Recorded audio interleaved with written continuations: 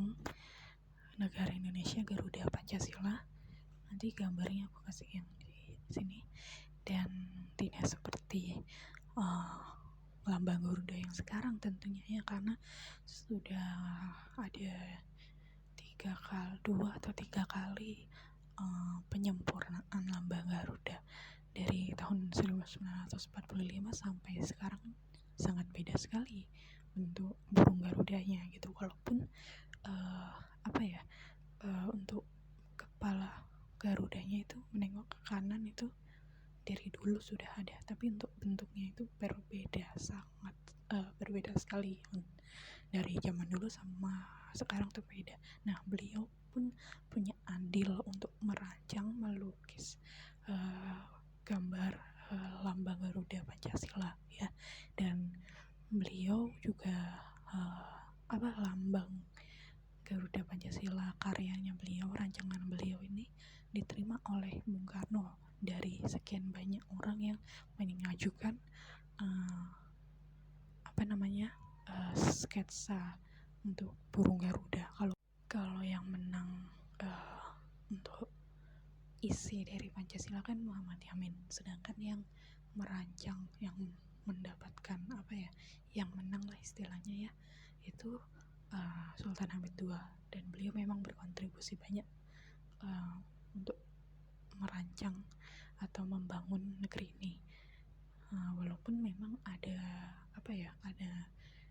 pro dan kontra tentunya tentang tokoh Sultan Hamid II ini, karena beliau ini lebih condong ke barat atau Belanda dibandingkan ikut Indonesia gitu secara utuh. Walaupun memang beliau adalah seorang sultan Pontianak, tapi beliau memang kan besar itu dengan orang Eropa ya.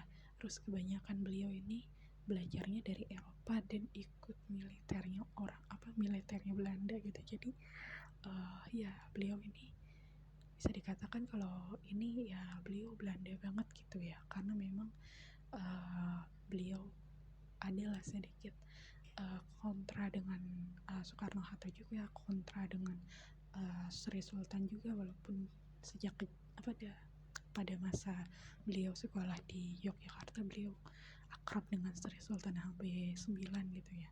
Walaupun ya seperti itulah namanya juga seorang tokoh pasti ada pro dan kontranya, seperti kita juga manusia gitu, manusia biasa ya, namanya beliau juga manusia gitu, sama seperti kita.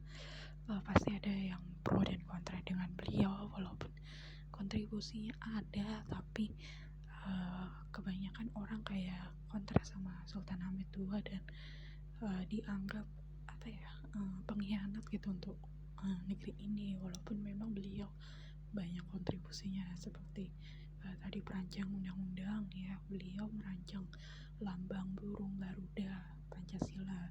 Beliau juga seorang Sultan Pontianak gitu, jadi kurang Indonesia apalagi beliau gitu. Walaupun memang kalau dilihat dari wajahnya itu beliau bule banget, tapi ya memang perawakannya seperti itu gitu. Tapi memang beliau ini 100% orang Indonesia, walaupun